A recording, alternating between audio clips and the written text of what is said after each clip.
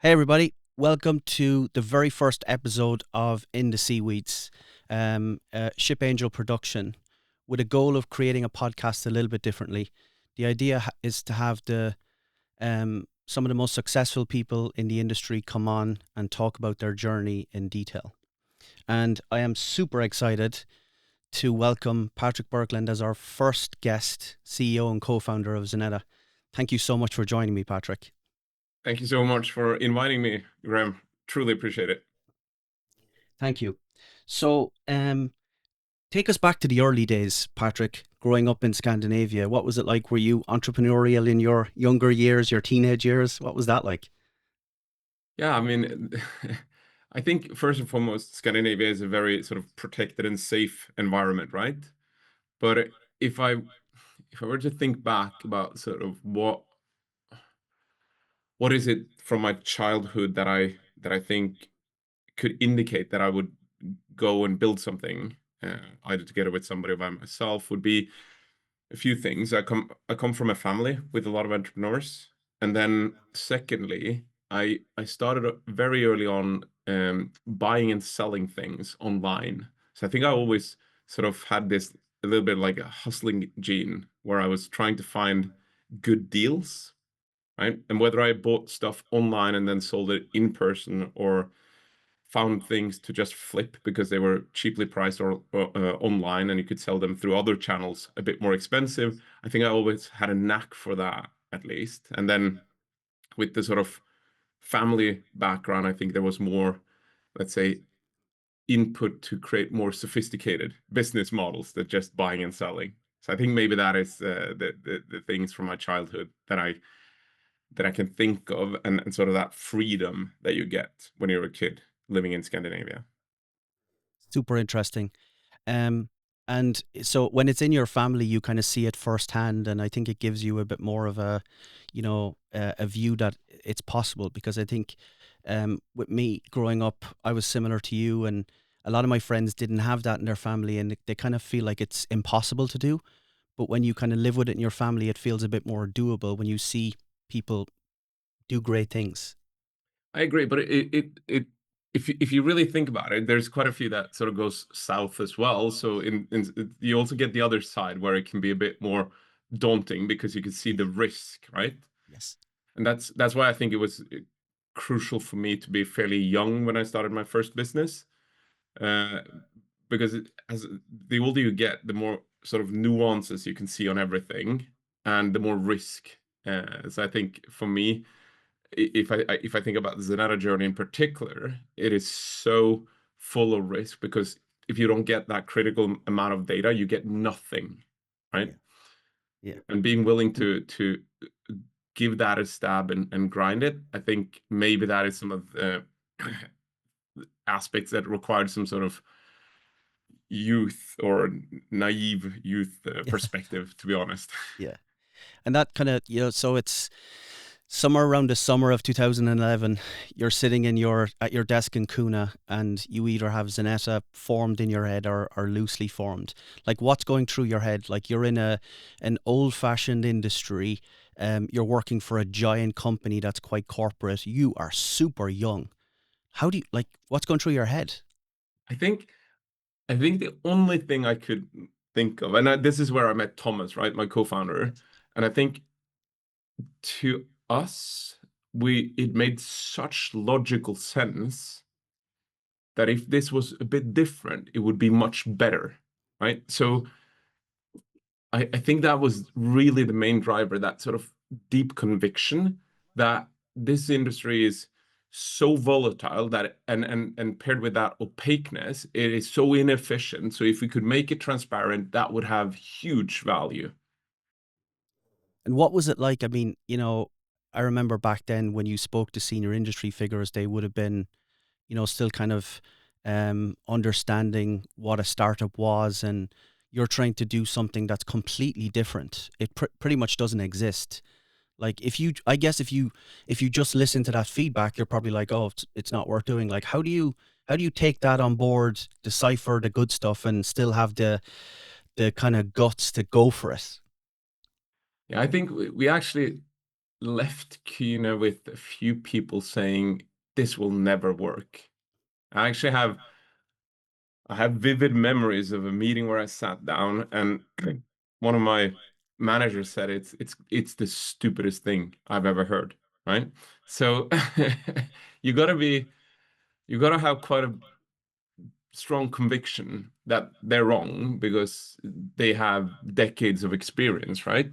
Yes. And I think the key thing for me has been I think I've experienced the pain that lack of transparency Yeah. gives or causes.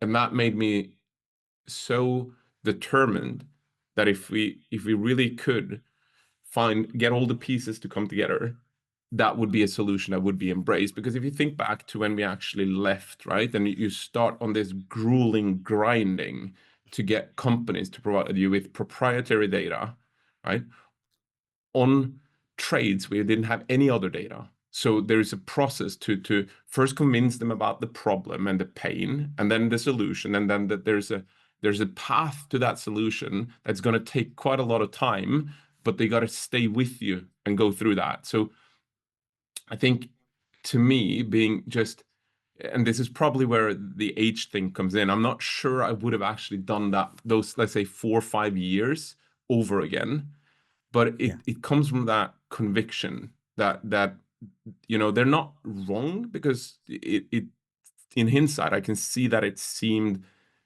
very, very difficult to do. But when you're in that age and it's like you've just started your professional career a few years ago, you've experienced that pain, you have such a conviction that this could be solved in a much smarter way, then we just went for it. And being able to have have that grit and determination when it was tough, because there's been a lot of times where me and Thomas would go out and we would talk about the fact that I'm not sure this is ever going to fly, right? And Yeah. then shake it off and agree it makes so much sense, so we should give it an even harder push. Yeah. I mean, this is one thing I think, from this program that we're trying to get across as well, is that, you know, it's, I mean, the journey that you've been on, the company you've built, we'll talk a lot more about it, but it's incredible. Very few people get to kind of ever do it, especially at the scale that you've done it at. But I don't think people understand, to your point, when yourself and Thomas are coming back, you're getting all G'd up for a big meeting with somebody, they need this product, but they're too busy on something else or they don't have the vision. The amount of times you have to pick yourself up from the ground, like I would say a very high percentage in the 90s of people just would not be able for that rejection over and over again. Yeah, I think I've always looked at these things as like, if you have, and it's a very simple analogy, right? If you have a room full of a lot of doors, when you build a company, most of those doors is going to be locked. You won't be able to Yeah. open them. But if you just have the stamina to go and try the next door, next door, next door, then eventually you'll find an open door with somebody who gets it, who understands it and believe in it, and then that energy and that incredible feeling of like, yes, there is somebody out there. And I think they call them the early adopters, right? Yes. And I have distinct memories of companies and personas and people that just got it in the early days, right? And those meetings, if I still think back to them, they make me so happy, right? And Yeah. now there's a lot more open doors, but there's still all kinds of struggles to convert companies to become customers. It's not like Yeah. we have a product that is just selling itself. You need to build proper relationships. It's still, Educate. a very relationship driven industry. And then you got to Yeah. have very, very compelling business cases. And then if you put all of that together in the mix with, great data, a phenomenal product, and colleagues around me that is absolutely brilliant, then you convert business. But you still have a lot of closed doors. Yes. And I think, it's 2025. A lot of people listening to this, will think about where freight technology is now, where supply chain software is now in a post-COVID world. But, even skipping a few years, let's go from 2012 to like 2015, which is exactly a decade ago. And I remember this vividly too because I was building my Yeah. last company. Um, like if you compare 2015 to 2025, do you see a very significant difference? Are you like, the industry was here and now it's very much here in that decade? In some way, I would say it feels like it hasn't changed at all, right? It's Yeah. but it, in another way, I would say it has changed. There is a lot more companies that are interested in rethinking how they're doing supply chain, transportation, logistics, procurement than it used to be in the past. I used to have companies, that we either work with or tried to work with that argue that this is how we've done it for decades. I find far less of them now and Nice. much more curiosity and even quite a lot of companies that are sort of super um, innovative and on the edge when it comes to technology and how they are willing to debate and assess whether they can do something more efficient or smarter today than it was in the past. So I do think there are some changes in that, but if you really take a helicopter view, there's still a lot of the same processes and people relationship driven things that's going on.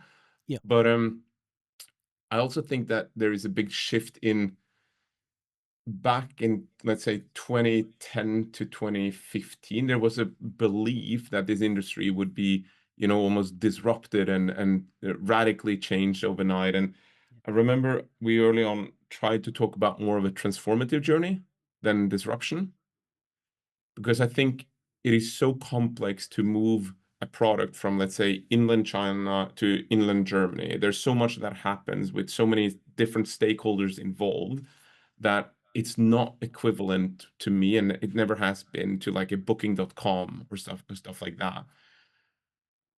But it used to be a lot of oomph around that notion that it could be disrupted like that. Now I see a lot more, let's say, on one side, people are much more thoughtful and knowledgeable on what can be improved and transformed.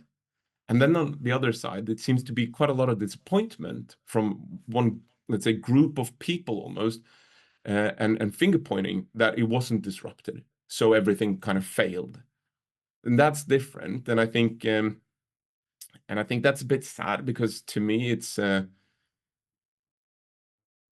whether you fail or succeed partially or really succeed with the company you're building, I think I would want people to cheer people more along. And maybe it's Yes. naive, maybe it's, but those who really take that step and risk everything and go Yeah. and build something for other people to use and leverage comes with, normally all the best intentions in the world, and they should be rooted for and celebrated, especially in our industry, I think, because it's way more complex than creating, I think, a social media. Which is, very hard to grow, but conceptually we can all understand it, right?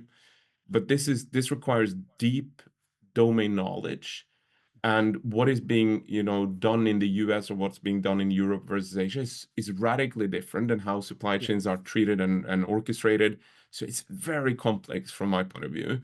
So yeah, I think I see a big change in both the willingness to sort of improve and iterate on and leveraging technology with the actual core players. And to me, core players are shippers, forwarders, and carriers, right? Yes. And air and ocean carriers. And then there is this weird or a bit strange transition of just people rooting for and expecting some sort of disruption and the disappointment that never came with that. But I Yeah. still think it's more of a transformative journey for this industry. Yeah, definitely. And I think to your point that there's less and less kind of older style software companies, and one of the things that I try to think about a lot is as well as when you're building in supply chain software, it is this massive intersection between, as you said, having great domain knowledge, but also knowing how to build great products. And to build great products, you have to be incredibly passionate.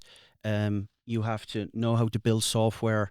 You have to be okay with taking a longer road to build something, and it kind of comes true in your brand. And Xeneta is one of the has always been one of those brands that just stands out for all of those right reasons. Sometimes I'll meet early stage supply chain software startup folks, and you know they will have the opposite way. They'll say, "Oh, I can code it with an outsourced one person, and I don't need to invest in this." How it was that something that was like in your mind from day one, that you were going to build not just a great brand but great software? You were not going to try and build MVPs all the time. You wanted to build a great brand and you wanted to build great products. How does that kind of become part of who you are? Think it's interesting because I think on one side I'm a product person like you, Graham, but Yeah, I think you have much more you're much more technologically tech savvy than I am. I think I'm more the sort of industry pain and product sort of side of things. But I think what happened in my journey is that I paired up with some great product and data people. So well, it became very clear for us early on that there, or for me, that there is a side of this business that I don't really truly deeply know as well as you do, I believe. But I respect that area of it. So I think the truth is that we let product and data people run with that with freedom and autonomy.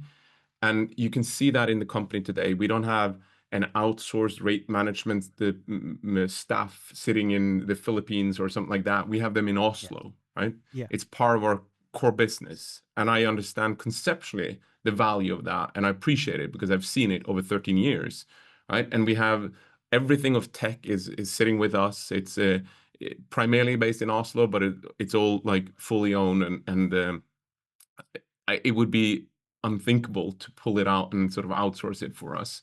It's yeah, equally important to me and weighted as, to be honest, finance or sales, because I think all these building blocks needs to come together to create a solid company. But that doesn't mean that you shouldn't be looking at how do we do things as efficient as possible. So we always measure that, right? So how do we ensure that if we have a rate management team sitting in Oslo, how can we measure the efficiency of them so that the argument is that we can find the best talented people that could be more productive and accurate and create better outputs for our customers versus an outsourcing low cost sort of alternative. And I think that's yes, worked phenomenally well. absolutely. And Absolutely. And when you think about your base in Oslo, and you think about like how you've scaled the company, um, many tens of millions of ARR, massive market value, a product that's used by the biggest brands in the world every day. Not many companies in supply chain software have ever done that.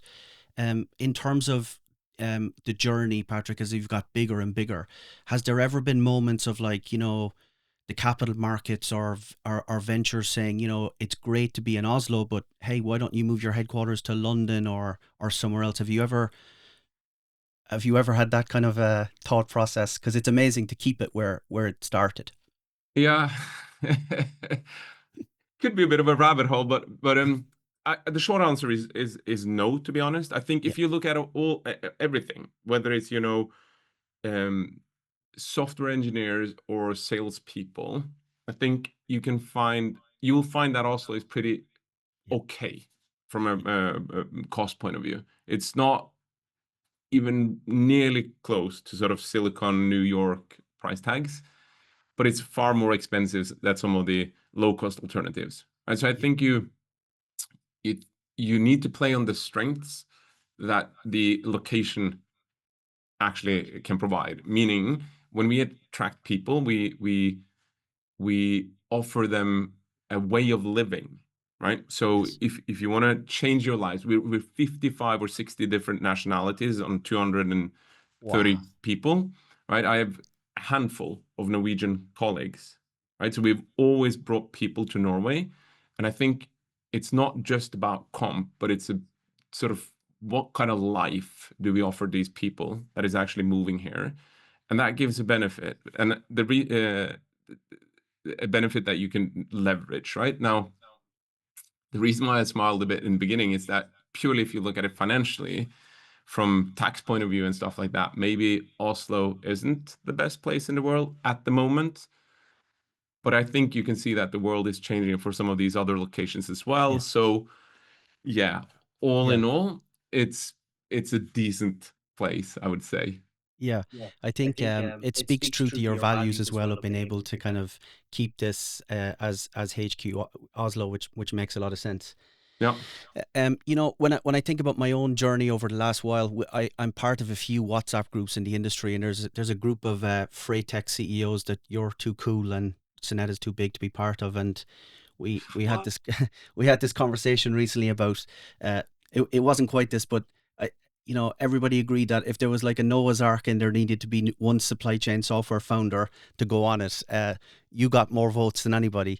You know, we there was a couple of particularly young folks at Munich, and they were standing behind you at the stand, and none of them believed that you were Patrik because you were, you know, dressed like I am today. And you were just talking to people at the stand. You were so normal, and they just couldn't believe it. They thought you would have a suit on, and maybe you'd have a few assistants or even a minder around you or something. Like how, you know, when you do get that level of success, Patrik, how do you kind of like rein yourself in? We're all human beings. Like how do you kind of how do you stay so grounded now? Like you're walking around the floor of Munich the way you did. Like, you know, you could just sit in your office and smoke cigars if you wanted to. Like how what's is that you? Is that deeply you from your like how do you do that?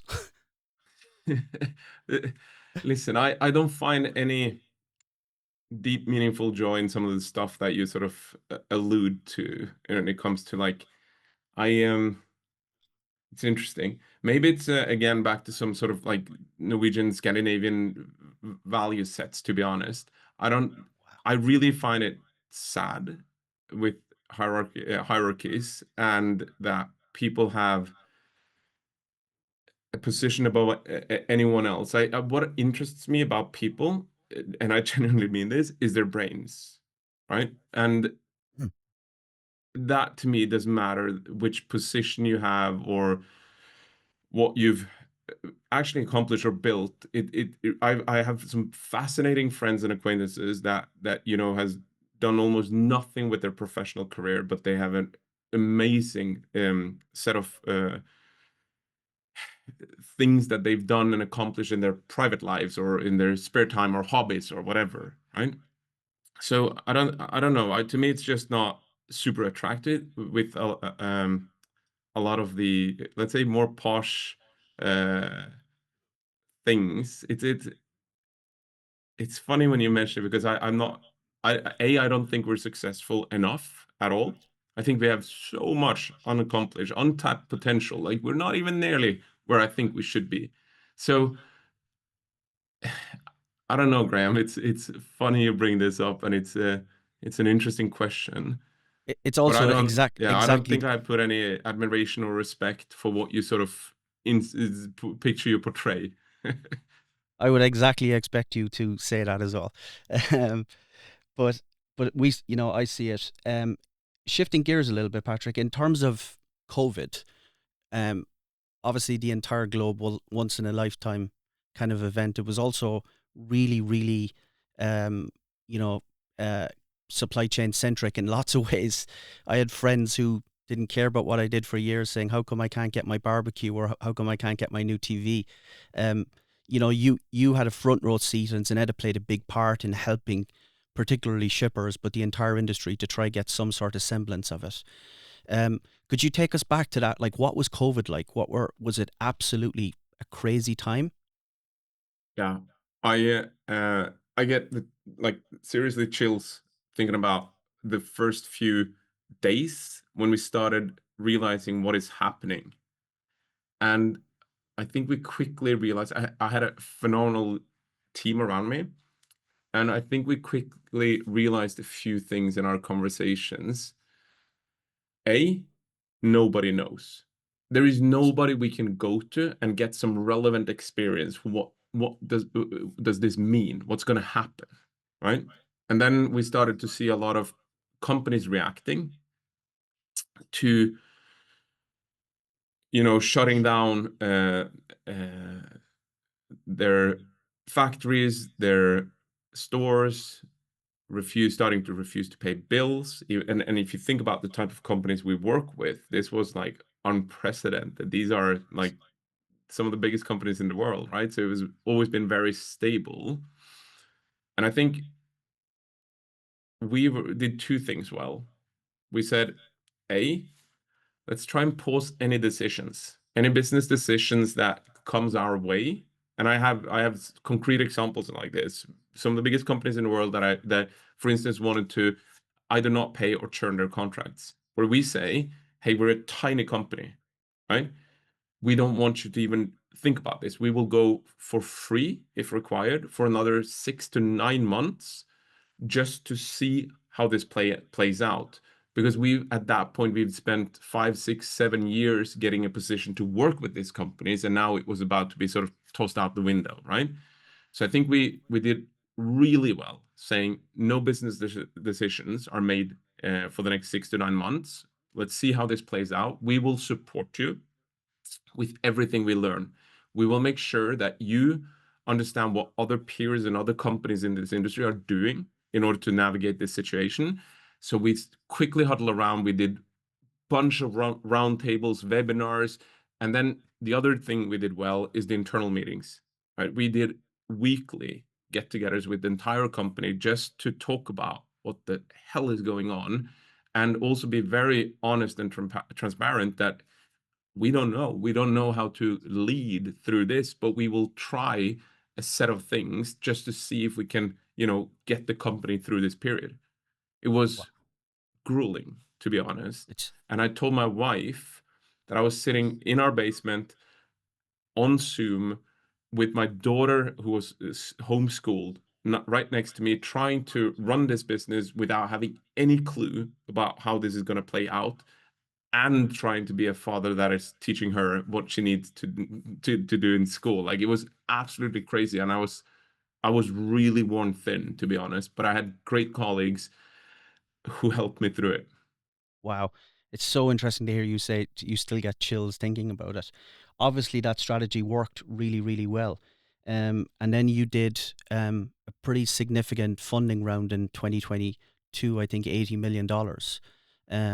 What was that like? Were you kind of starting to think about, okay, some of these decisions have obviously worked very well for us. We're coming out of COVID. We've kind of created this category, defined it and won it. We need to take it and run. What were you thinking there? I think I think we raised, actually, we raised in 22 and 20 sorry 2020 and 2022, right? Yeah. And I think, to me, it's just both of those were quite opportunistic because the market was so good. None of them we actually desperately needed money, but it was an opportunity to grab money and to try and grow the company from those resources, arguably and hopefully faster, right? But the processes are always quite similar from my point of view, in terms of the time you need to invest in meeting them, building the relationship, convincing them about the business case. And then one more thing, which I think touches back to what we talked about, like what kind of complexity it is, right? Because if you're an outsider looking in, you could look at Xeneta and you think, oh, maybe a procurement platform, or booking platform, and you got to contextualize it more, right? Because to me, it's about that transparency, the fact that we have buyers and sellers using this as a single source of truth, and what are the then subsequent building blocks, right, that you can build when it comes to futures, derivatives, and why is this valuable, just sitting on that data? Because if you think about it, they're not making their buying decision on our platform. They're leveraging our data outside to Yes. make all these decisions. So I think when I go through the funding processes, we spend a lot of time educating the investors so that they truly understand what we're doing and how the market works. But once you find the right people, because that's ultimately what it is, that you enjoy doing this with, and I think we've done that for I would say every single investment round, then Yes. it's okay. But it's not something that gives me crazy amount of energy because it's time taken away from building what I care about. Yes. That makes perfect sense. I think one of the other things that a lot of people admire about you and Xeneta, as well as cr- kind of expanding this category, creating it, but also like thinking about pricing in a different way. Thinking about a great software product has incredible benefit to a company. And Xeneta is obviously one of those. And the great software companies have always been able to get a fair price for that extreme value. And I think it's been lacking in our industry, Patrick. A lot of people sell themselves short, or they go for a model that doesn't make economic sense. Xeneta to me is like best in class premium product. Um, and I'm sure if you looked back and you looked at, the value creation, like how do you instill that? Again, that's something that's so rare. I see some of my own startup investments. I'm looking and they've got great logos. And then I'm looking at the contract values and I'm like, guys, these people would pay 4x, they'd pay 10x. And they're just happy to get in. And by the time they get in at that price, it's going to take them years to get up.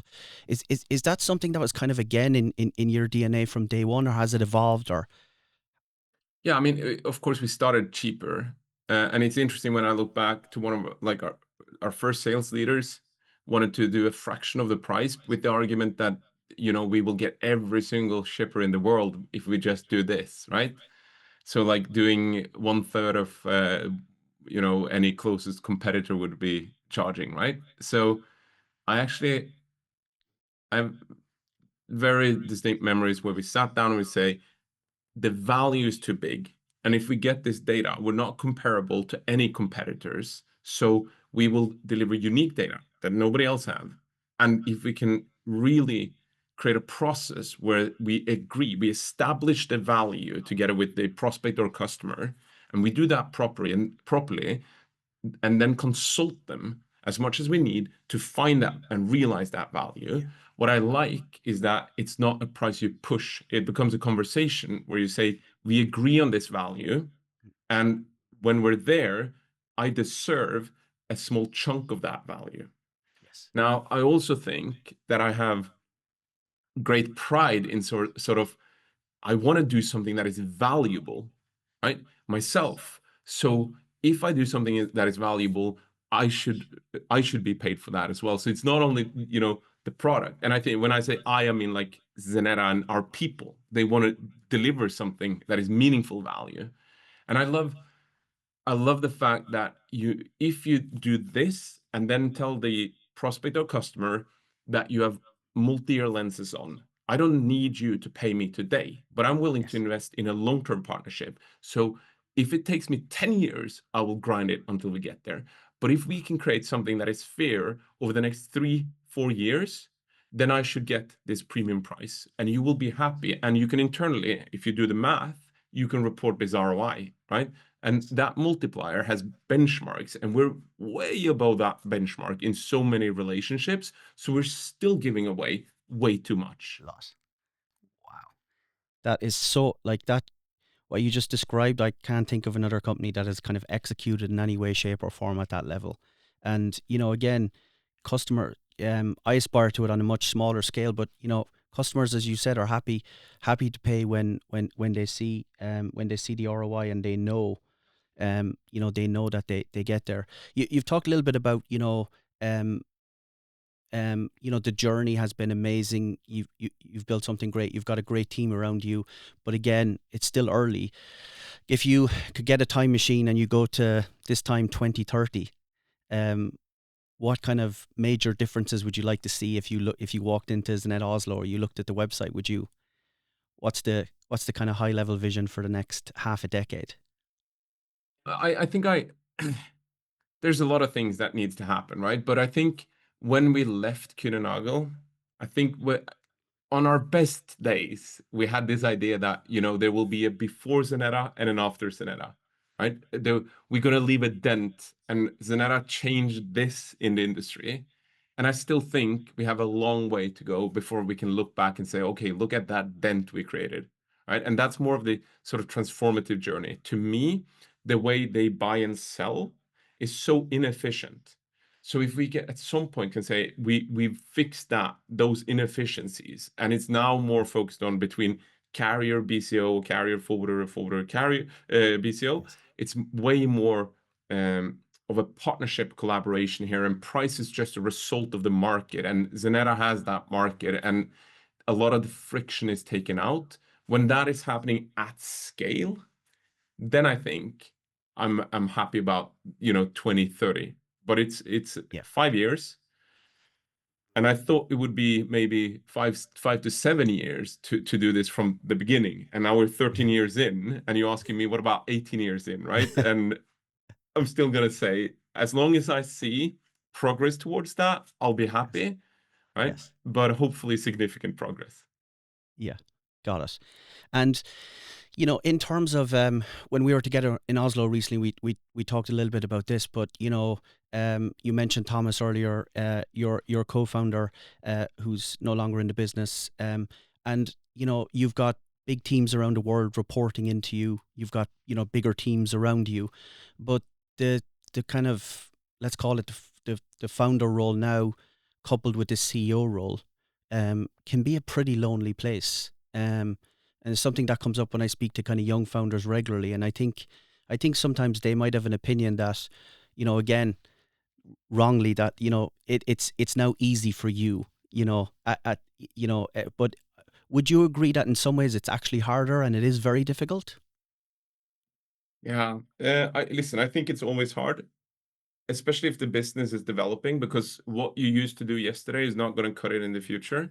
So you constantly got to evolve yourself, right? And I think the biggest challenge that I consistently find is that you got to always evolve yourself, but then for various periods of time, you need to be able to take sort of the elevator down and look at the smallest nitty-gritty details of what is actually happening. And then you got to take the elevator back up and see, are we strategically heading in the right direction, right? And I find that has always been the case, but it's quite a drain. When people say it's easier, or a job is easy, it's because they're missing some of these challenges where you constantly go up and down, and you constantly need to change yourself to fit the role for the state of the business where it is, right? So I don't think it gets easier. It's different, but it's not easier. And I wouldn't say it's harder either. I think it's super hard in general. Yeah. Yeah. And if you think back now, I mean, you just described the way you successfully run in supply chain software, a big business. Like, again, thinking back to that summer in Coonagall in 2011, I often think of it as, a part of your brain was awake and now your entire brain is firing on all cylinders. Like, if I got a time machine and went back to Kuna in that summer and brought you into an office and played this interview, like, are you, when I meet my old school friends and you think about what you do every day, like, do you ever have moments you're like, this is insane? Like, what you do now, being able to do what you do. Um, do you But I ever? think you said it well. I think actually, Graham, I think you said it can be a bit lonely. Yes. It can be a bit lonely because ultimately you carry some responsibility regardless. I had a chairman who said it beautifully. He said, it can be whatever the mistake is, and you can point wherever in the org. Ultimately, it's your It's yours. responsibility, meaning you could have changed something prior to whatever that happened. So it's your responsibility. And I think that is a lonely job. Uh,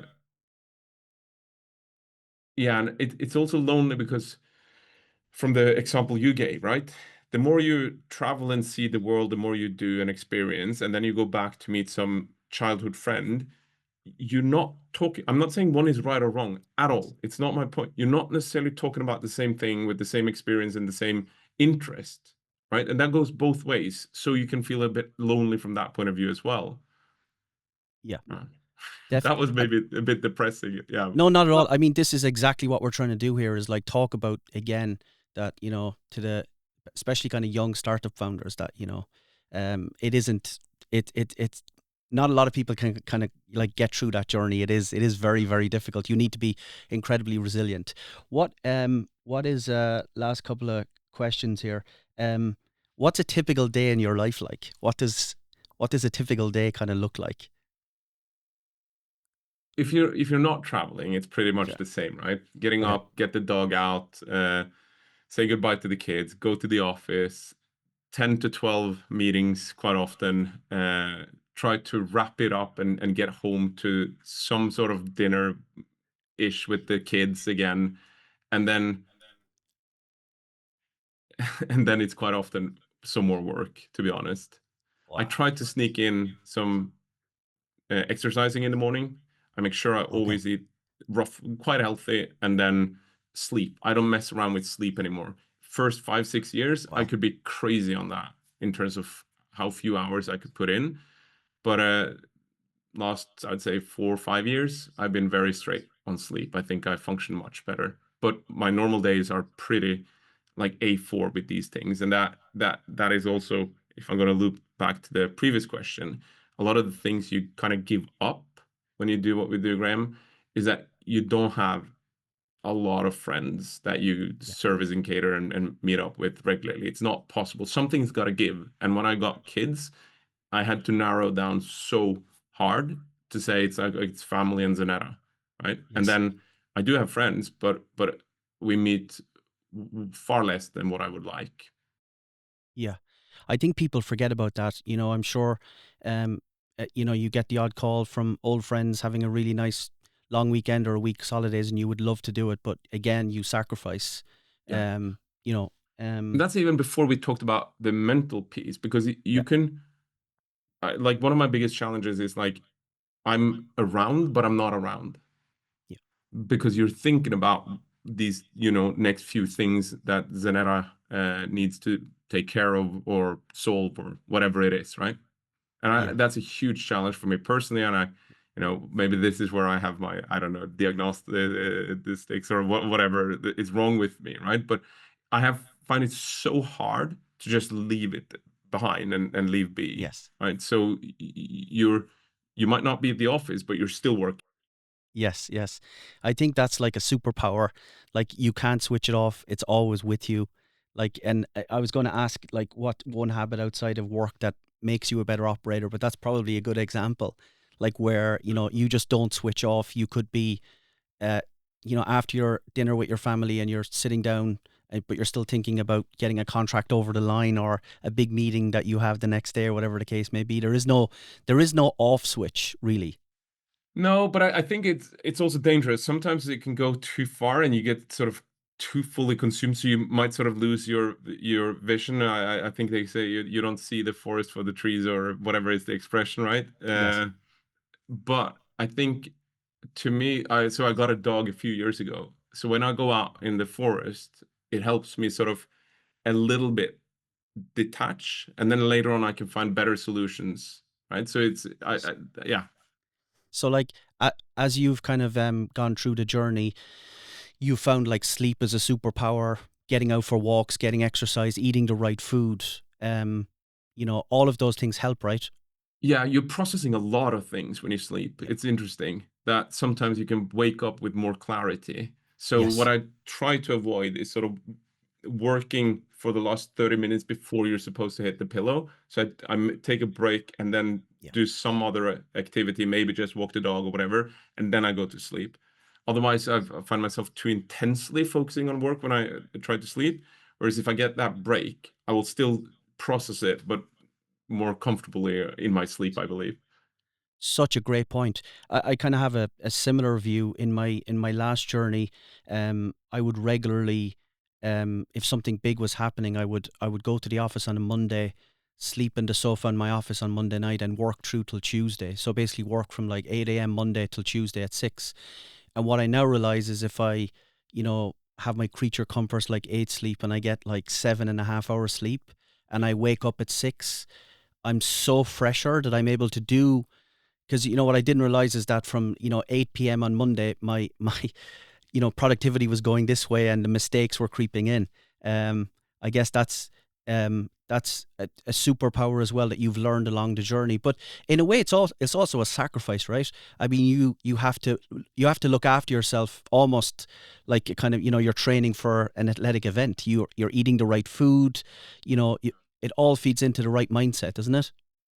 I honestly think building a company is equivalent to being an athlete at a high level. I'm dead serious about that. Yeah. And the sacrifices are similar as well. Definitely. I totally agree. I think that's something, again, that people don't always appreciate. Um, what do you tell young people, Patrik, when they meet you, or they talk to you and they talk about starting a company, particularly in supply chain software? Um, do you kind of think that, we're still young enough in the curve here, that there's still a lot of great companies to be built? What kind of advice do you try to give to, like, young people, maybe Patrik at Kunenagel in the summer of 2011? I If think it's a great question. I think to me, it's about understanding the pain, understanding who is it that you're solving what for, and what value does that have? Do they have a real pain on that? And do you understand the nuances of that pain?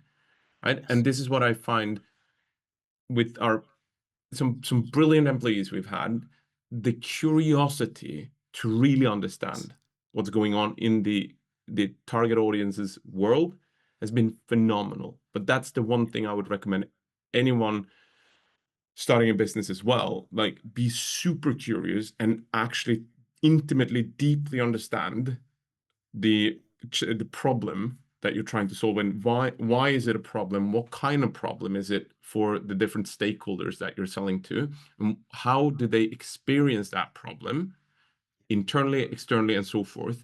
The more you actually understand that, the more credible you will be, and the more likely to build a good solution for it. Awesome. Great. Thank you, Patrik. That was absolutely amazing and insightful. Really, really appreciate it. Thank you. Thank you again for taking the time to join us in the very first episode of In the Seaweeds, which is a play on the words "in the weeds."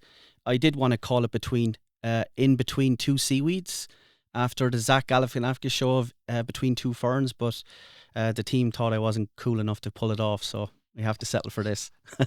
But Graham, thank you so much. I am Appreciate the invite. I really I, do. It's I always am a pleasure talking with you. super super happy that you were our first guest, and thank you for kind of going deep today. I know it'll be helpful to a lot of people that hear, and look forward to speaking to you later and seeing you in hopefully sunny Barcelona I'll ish see you Barcelona in before a few then, months. but I'll definitely look forward to spend time with you in Barcelona. Thanks so much for that, Patrik. That was amazing.